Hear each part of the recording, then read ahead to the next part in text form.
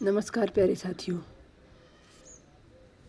आज हम आरपीएससी के जो पुराने पेपर कर रहे हैं उसी श्रृंखला में आज का हमारा अगला वीडियो है।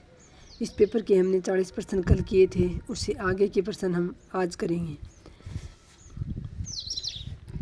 प्रश्न है, इसका एक एक दोहा हिंदी साहित्य में एक एक रत्न माना जाता है। शुक्ल जी का उक्त कथन किस रचना के संदर्भ में है, यानी किस रचना के बारे में है। तो एक एक दोहा हिंदी का एक रत्न तो बिहारी सतसई का ही माना जाता है। बिहारी जी ने एक ही रचना लिखी थी जो हिंदी में इतनी प्रसिद्ध हुई, तो इसका उत्तर हो जाएगा बिहारी सतसई। अगला प्रश्न है, स्थापना वाला मतलब तर्क और स्थापना दी गई है। जिस कवि में कल्पना की समाहार शक्ति के साथ भाषा की समाज शक्ति जितनी ही अधिक होगी उतना ही वह मुक्तक की रचना में सफल होगा। ये क्षमता बिहारी में पूर्ण रूप से वर्तमान थी। तो ये दोनों ही पंक्तियां जो सही हैं, ए और आर दोनों ही सही हैं। कल्पना की समाहार शक्ति के साथ साथ भाषा की समाज शक्ति बिहारी जी ने, इसी कारण से मुक्तक रचना लिखी बिहारी सतसई, और ये बिहारी जी में पूर्ण रूप से विद्यमान थी, इसी कारण वो एक ही रचना लिखकर इतने प्रसिद्ध हो गई। अगला प्रश्न है, फिर स्थापना वाला है, कथन वाला। जिसकी रचना को जनता का हृदय स्वीकार करेगा उस कवि की कीर्ति तब तक बराबर बनी रहेगी जब तक स्वीकृति बनी रहेगी, यानी जनता की तरफ से स्वीकृति बनी रहेगी। क्या संस्कृत साहित्य में, क्या हिंदी साहित्य में सहस्त्रों कवियों ने अपने आश्रयदाताओं राजाओं की प्रशंसा में ग्रंथ रचे जिनका आज पता तक नहीं है।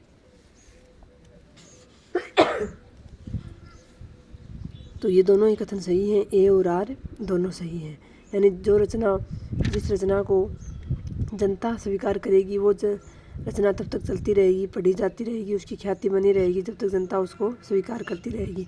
नहीं तो ऐसे बहुत सारे साहित्य लिखे गए हैं संस्कृत में भी और हिंदी में जिनका आज कोई अता पता नहीं है। अगला प्रश्न है, प्रेम की पीर या इश्क का दर्द इनके एक एक वाक्य में भरा पाया जाता है। आचार्य शुक्ल का कथन किसके संदर्भ में है। तो ये जो रीतिकाल में कवि थे, रीतिमुक्त कवि आलम जी, उनके बारे में ये कहा गया है कि प्रेम की पीर या इश्क का दर्द इनके एक एक वाक्य में भरा पाया जाता है। अगला प्रश्न है, यही महाब्रज भाषा प्रवीण और सुंदर तानी के भेद को जाने। विश्वनाथ प्रसाद मिश्र के अनुसार घनानंद की ये काव्य प्रशस्ति किसके द्वारा की गई है, यानी किसने ये पंक्ति घनानंद के बारे में कही है।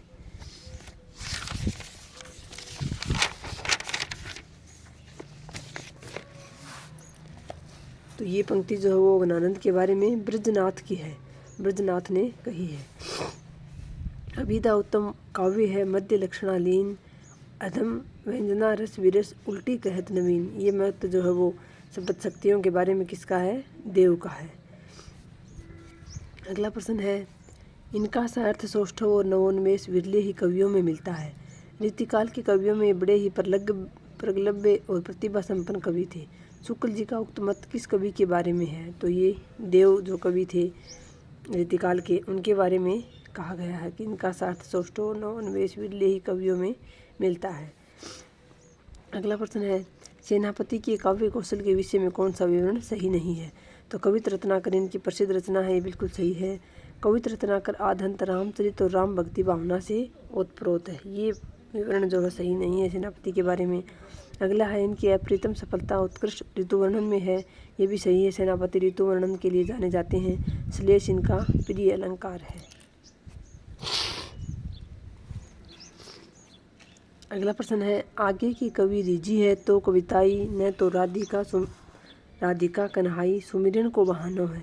इस काव्यांश के रचनाकार जो है भिखारी दास है। अगला प्रश्न, निम्नलिखित में प्रबंधात्मक रचना कौन सी है। तो शिवा बावनी नहीं है। हिम्मत बहादुर विरुदावली जो है वो प्रबंधात्मक रचना है। भवानी विलास, जगत विनोद। अगला प्रश्न है, भक्तिकालीन कृष्ण काव्य धारा के संबंध में कौन सा कथन सही नहीं है। तो इसकी एक सामान्य प्रकृति यह है कि यह अधिकतर प्रबंध रूप में रचा गया। यही कृष्ण काव्य धारा से संबंधित कथन सही नहीं है, क्योंकि प्रबंध में ही नहीं, ये मुक्तक में भी रचा गया था। लेकिन इसने यहाँ कहा कि इसकी सामान्य प्रकृति यह है कि ये अधिकतर प्रबंध रूप में रचा गया। ऐसा नहीं है साथियों, ये अधिकतर जो है खंड काव्य के रूप में भी रचा गया था। अगला है, इसी का कथन दूसरा है जो सही है। भक्तिकालीन कृष्ण काव्य के बारे में। पुष्टि मार्गी कृष्ण काव्य में गोपाल कृष्ण की बाल लीला को विशेष महत्व दिया गया है। कृष्ण काव्य का सर्वाधिक प्रिय विषय राधा कृष्ण की प्रेम लीला है। अधिकांश कृष्ण काव्य गीति पदों में रचा गया है। ये तीनों ही कथन सही है। अगला प्रश्न है, कौन सा विकल्प सुसंगत नहीं है? तो काव्य विवेक जो है चिंतामणि की रचना है, शिवा बावनी भूषण की रचना है, वृत्त कौमुदी मती राम की रचना है, प्रताप सिंह विरुदावली सेनापति की रचना नहीं है। अगला प्रश्न है, भारतेंदु युगीन काव्य के संदर्भ में कौन सा विवरण सही नहीं है? तो यह युग प्राचीन ब्रज भाषा काव्य और नवीन खड़ी बोली काव्य का मिलन बिंदु रहा। बिल्कुल सही है साथियों। इसमें दोनों ही भाषाओं में एक तरफ तो खड़ी बोली का आगमन हो रहा था, खड़ी बोली में रचनाएं लिखी जा रही थी, वहीं ब्रज भाषा में भी रचनाएं लिखी जा रही थी, दोनों का मिलन बिंदु रहा है। इसमें प्राचीन परंपरा अनुसार रस, अलंकार, नायक नायिका भेद आदि से संबंधित रचनाएं भी लिखी गई, ये भी सही है। इसमें देशभक्ति, लोकहित, सामाजिक पुनर्निर्माण आदि नवीन विषयों पर भी रचनाएं प्रस्तुत की गई, ये भी सही है। इस युग में खड़ी बोली की नवीन काव्य शैली का प्राधान्य रहा। ऐसी कोई बात नहीं है, खड़ी बोली का उस समय आगमन ही हो रहा था, तो कोई नवीन काव्य शैली का प्राधान्य नहीं रहा था। ये पंक्ति यहाँ भारतेंदु युगीन काव्य के संदर्भ में गलत हो जाएगी। अगला प्रश्न है, कौन सी प्रवृत्ति द्विवेदी युगीन काव्य धारा में लक्षित नहीं होती है? तो प्रबंध, मुक्तक, परगीत, प्रवृत्ति सभी काव्य रूपों का प्रचलन रहा। ये आप सभी को पता है। विषय में विविधता रही और अलग अलग जो है शैलियाँ में भी लिखा गया।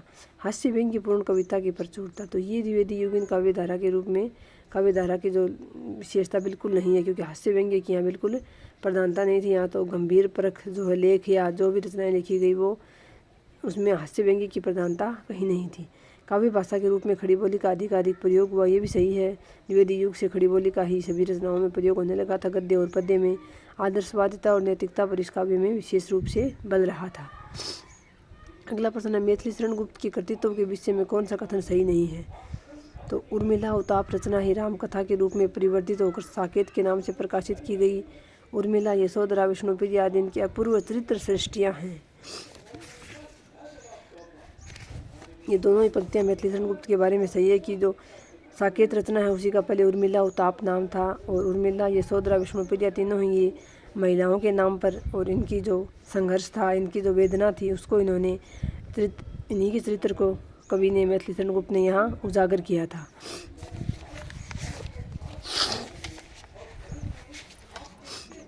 भारत भारती में भारत का गौरव आयंत भारत का गौरवगान वर्णित है।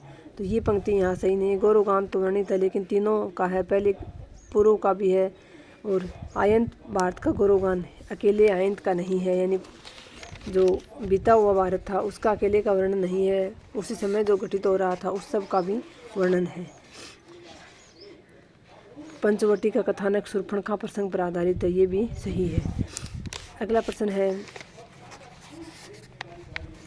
छायावाद स्थूल के विरुद्ध सूक्ष्म का विद्रोह है, उक्त कथन किसका है? तो ये आपको पता ही है, छायावाद की जानी मानी परिभाषा डॉक्टर नगेंद्र की है। अगला प्रश्न है, हिंदी में रीति का प्रयोग साधारणतः लक्षण ग्रंथों के लिए होता है।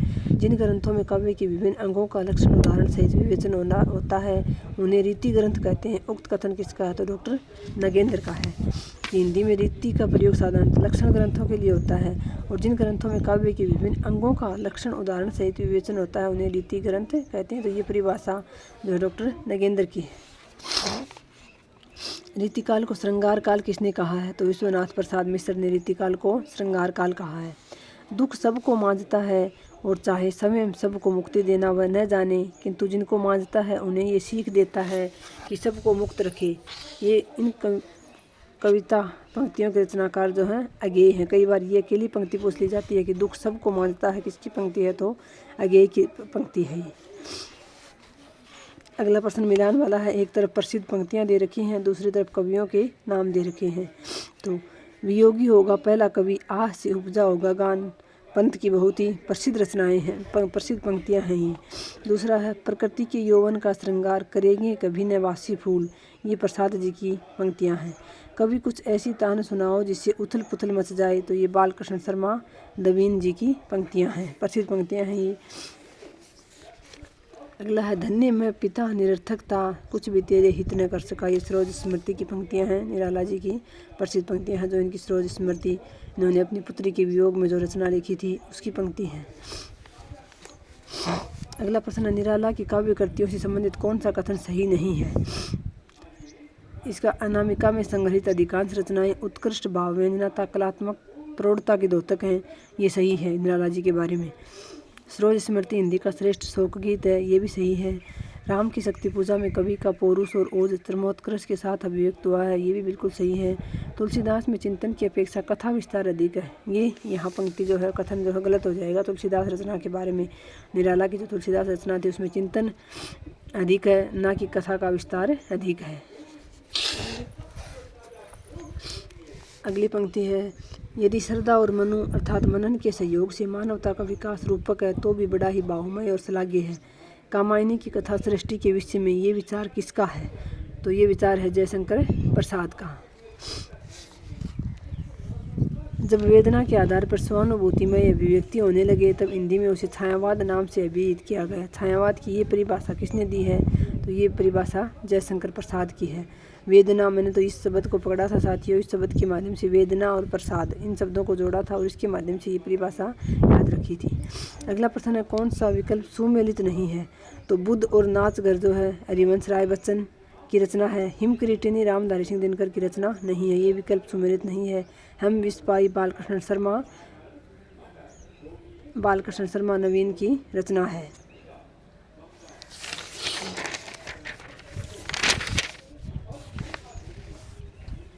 और प्रवासी के गीत जो है वो नरेंद्र शर्मा की रचना है। निम्नलिखित में दिनकर की रचनाएं कौन सी हैं? तो उर्वशी, सामदेनी और रसवंती जो है वो दिनकर जी की रचनाएं हैं। यहाँ पे सुमेलित करने वाला प्रश्न है, एक तरफ रचनाएं दे रखी हैं, एक तरफ उनके लेखक दे रखे हैं। तो वैदेही वनवास अयोध्या सिंह उपाध्याय हरिऔध की प्रसिद्ध रचना है। पथिक रामनरेश त्रिपाठी की रचना है। द्वापर मैथिली शरण गुप्त की रचना है। और राष्ट्रीय वीणा गया प्रसाद शुक्ल स्नेही जी की रचना है। अगला प्रश्न है, कौन सा विकल्प सही नहीं है? तो संशय की एक रात में राम के मन का संशय चित्रित है, सही है। उर्वशी का दर्शन पक्ष है, प्रेम और ईश्वर, जैव और आत्म धरातल को मिलाना, ये भी सही है। कुरुक्षेत्र में गांधीवादी अहिंसा का समर्थन किया गया है, ये बिल्कुल सही है। कुरुक्षेत्र में गांधीवादी अहिंसा का समर्थन नहीं किया गया है। लोकायतन में स्वाधीनता पूर्व से लेकर उत्तर सोपन तक का विशाल भारतीय परिवेश चित्रित है, ये भी सही है। अगला प्रश्न है, प्रगतिवाद सामाजिक यथार्थवाद के नाम पर चलाया गया एक सजग सामाजिक आंदोलन था, ये स्थापना है। और वर्ग संघर्ष की साम्यवादी विचारधारा और उस संदर्भ में नए मानव नए हीरो की कल्पना इसका उद्देश्य था। तो साथियों इन्होंने दे रखा है ए गलत है और आर सही है। जबकि वैसे तो प्रगतिवाद सामाजिक यथार्थवाद के नाम पर चलाया गया आंदोलन ही था। इसमें समाज का जो यथार्थ है, जो वर्ग संघर्ष है, वो दिखाया गया है। पर पता नहीं इन्होंने उत्तर में ए को गलत मान रखा है और आर को सही मान रखा है कि वर्ग संघर्ष की साम्यवादी विचारधारा और उस संदर्भ में नए मानव नए हीरो की कल्पना इसका उद्देश्य था। ये पंक्ति सही है, लेकिन मुझे तो ये पंक्ति भी ठीक लग रही है कि प्रगतिवाद सामाजिक यथार्थवाद के नाम पर चलाया गया एक सजग सामाजिक आंदोलन था। तो ये सामाजिक यहाँ गलत हो सकता है साथियों, शायद प्रगतिवाद साहित्यिक आंदोलन था, इसलिए ये पंक्ति गलत हो जाती है यहाँ, क्योंकि साहित्य में प्रगतिवाद आया था पहले, तो इसी वजह से इन्होंने इसको शायद गलत मान रखा है। अगला प्रश्न है, कौन सा कथन सही नहीं है? तो शिवमंगल सिंह सुमन प्रमुख प्रगतिशील कवि हैं, सही है। प्रगतिशील कविता में पूंजीवाद तथा पूंजीपतियों के प्रति प्रबल आक्रोश है, ये भी सही है। वर्ग संघर्ष को प्रगतिशील कवियों ने हानिकारक बताया है, ये यहाँ सरासर गलत हो जाएगा, क्योंकि वर्ग संघर्ष को लेकर ही खासतौर से प्रगतिशील कवियों ने लिखा था, तो उसको हानिकारक नहीं बताया था। सर्वहारा के प्रति प्रगतिशील कवियों की पूर्ण सहानुभूति है, ये भी सही है। अगला प्रश्न है, अज्ञेय की काव्य रचना के संबंध में कौन सा कथन सही नहीं है? इन्होंने छायावादी कविताओं से अपनी काव्य यात्रा प्रारंभ की, सही है। तार सप्तक द्वारा इनकी नई काव्य यात्रा प्रारंभ होती है, सही है। प्रयोगवादी धारा के कवियों में इनका स्वर सबसे अधिक वैविध्यपूर्ण रहा, ये भी सही है। संवेदनाएं सर्वत्र उनकी बौद्धिकता को नियंत्रित रखती हैं, ये बिल्कुल सही नहीं है, क्योंकि उनके काव्य में संवेदनाएं महत्वपूर्ण नहीं थी, बौद्धिकता महत्वपूर्ण थी। अगला प्रश्न है, धर्मवीर भारती से संबंधित कौन सा कथन सही नहीं है? तो इनकी कन्नौपिदिया और अंधा युग महाकाव्यात्मक रचनाएं हैं, ये यहाँ सही है, सही नहीं है, यानी गलत है। दोनों महाकाव्यात्मक रचनाएं नहीं थी, उनकी कन्नौपिदिया जो है वो महाकाव्यात्मक रचना नहीं थी।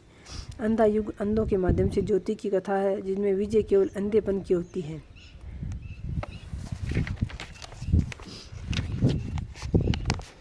अगला कथन है, कनोपिलिया में राधा कृष्ण प्रेम की तन्मयता का प्रश्नाकुलता के साथ मनोहर संयोग मिलता है। ये आधुनिक संवेदना के कवि हैं, ये भी सही है। अगला प्रश्न है, निम्नलिखित में नई कविता की प्रवृत्ति नहीं है। तो जीवन के प्रति आस्था है नई कविता में, अनुभूति की सच्चाई और बुद्धिमूलक यथार्थवादी दृष्टि है, जीवन मूल्यों का पुनर्परीक्षण है और व्यक्ति चित्रण वर्गीय चेतना के दायरे में है। ये कथन नई कविता के बारे में सही नहीं है, नई कविता की ये प्रवृत्ति नहीं है। निम्नलिखित में तीसरा सप्तक के कवि हैं तो मदन वात्स्यायन, कुंवर नारायण और कीर्ति चौधरी जो हैं वो तीसरा सप्तक के कवि हैं। अगला प्रश्न है रचनाओं का, और एक तरफ है रचनाएं और एक तरफ रचनाकार है। तो काल तुझसे होड़ है मेरी शमशेर बहादुर सिंह जी की प्रसिद्ध रचना है। ब्रह्म राक्षस का जन्म माधव मुक्तिबोध की रचना है। युग की गंगा केदारनाथ अग्रवाल की, और बादल को गिरते देखा है नागार्जुन की प्रसिद्ध रचना है। नई कविता की प्रवृत्तियों में सम्मिलित नहीं है, यानी फिर से नई कविता है जो उसकी विशेषताएं दी गई हैं उसमें से कौन सा सही नहीं है। जीवन के प्रति इसमें आस्था है, ये सही है। इसमें दो तत्व प्रमुख हैं, अनुभूति की सच्चाई और बुद्धिमूलक यथार्थवादी दृष्टि। इसमें व्यक्ति का चित्रण वर्गीय चेतना के दायरे में किया गया है। ये यहाँ वही प्रश्न है, पीछे वाला ये लगभग उसी को घुमा के दे रखा है। पहले भी प्रश्न आया था, हमने ये देखा है यहाँ, और ये इसी का थोड़ा सा एक दो इधर उधर करके ये जीवन मूल्यों की पुनः परीक्षा करती है। तो ये तीन सही है, और इसमें व्यक्ति का चित्रण वर्गीय चेतना के दायरे में किया गया है, ये यहाँ कथन गलत है, और इसमें भी यही ऑप्शन जो गलत था, थोड़ा सा एक दो शब्द का हेरफेर कर रखा है और ऑप्शन भी सेम से ही दे रखे हैं। अगला प्रश्न है, कौन सी रचना अशोक वाजपेयी की नहीं है। तो एक पतंग अनंत में अशोक वाजपेयी की रचना है। शहर अब भी संभावना है और कहीं नहीं वहीं। समय देवता इनकी रचना नहीं है। समय देवता आपको बताना है किसकी रचना है। अगला प्रश्न है, माखनलाल चतुर्वेदी की कविताओं के संबंध में कौन सा कथन असंगत है यानी गलत है। तो साहित्य देवता, हिमतरंगिणी आदि इनकी प्रमुख काव्य कृतियाँ हैं, ये उत्तर यहीं आ गया। राष्ट्रीयता उनके काव्य का कलेवर है, तो भक्ति और रहस्यात्मक प्रेम उनकी रचनाओं की आत्मा है। उनकी कविताओं में छायावादी रहस्यात्मकता का सगुण मधुरा भक्ति के साथ एक अजीब समन्वय दिखाई पड़ता है, ये भी सही है। माखनलाल चतुर्वेदी की कविताओं के बारे में, उनकी राष्ट्रीय कविताओं में आदर्श की थोथी उड़ानें भरी हैं, ये यहाँ गलत है, थोथी उड़ानें नहीं भरी हैं। उन्होंने वास्तव में राष्ट्रीय कविताएं बहुत ही अच्छी लिखी हैं, तो आदर्श की थोथी उड़ानें नहीं है, ये पंक्ति यहाँ माखनलाल चतुर्वेदी जी के बारे में गलत है।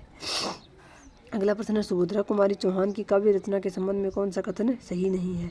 तो उनमें गंभीर से गंभीर विषय को सरल रूप में प्रस्तुत करने की अदम्य क्षमता थी, बहुत ही अच्छी है। सुभद्रा कुमारी चौहान ने बहुत कम रचनाएं लिखी, बहुत कम उम्र में इनका देहांत हो गया था, लेकिन फिर भी जो रचनाएं लिखी वो बहुत ही जो सार्थक थी और बहुत ही अच्छी थी, जो आज भी किताबों में शामिल की जाती है, आज भी लोगों की ज़बान पर है। अगला प्रश्न है, अगला जो ऑप्शन है वो है, उनकी राष्ट्रीय कविताओं में समसामयिक देश प्रेम और भारतीय इतिहास एवं संस्कृति की गहरी छाप है, ये भी बिल्कुल सही है। उनकी कविताओं की एकमात्र प्रवृत्ति है राष्ट्रीय भावना का चित्रण, तो ये यहाँ गलत है, राष्ट्रीय भावना का चित्रण नहीं। उन्होंने अलग अलग प्रकार की जितनी भी लिखी कविताएं बहुत कम मात्रा में लिखी, लेकिन अलग प्रकार की लिखी, एकमात्र राष्ट्रीय भावना की प्रवृत्ति का चित्रण नहीं था उसमें। उनकी कविताएं त्रिधारा और मुकुल शीर्षक से प्रकाशित हैं, ये भी सही है। श्याम नारायण पांडे की व्यक्तित्व और कृतित्व से संबंधित कौन सा कथन असंगत है।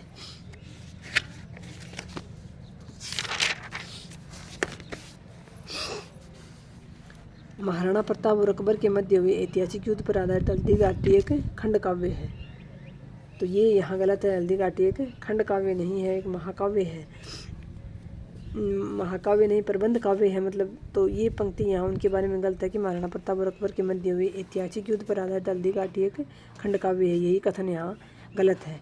जौहर राजस्थान के इतिहास के लोमहर्षक आत्म बलिदान पर आधारित महाकाव्य है, सही है। उन्होंने आधुनिक युग में वीर काव्य की परंपरा को खड़ी बोली में प्रतिष्ठित किया, ये भी बिल्कुल सही है, क्योंकि खड़ी बोली में वीर काव्य लिखने वाले प्रमुख कवि माने जाते हैं। उनके संस्कार द्विवेदी युगीन दृष्टिकोण उपयोगितावादी और भाव विस्तार मर्यादावादी हैं। महादेवी वर्मा के यामा में कौन सी रचनाएं संकलित नहीं है। तो निहार है, रश्मि है, संध्या गीत है और एक नीरजा रचना है, 4 रचनाओं का संकलन है यामा। दीपशिखा जो है वो महादेवी वर्मा की रचना है, लेकिन यामा में संकलित नहीं है।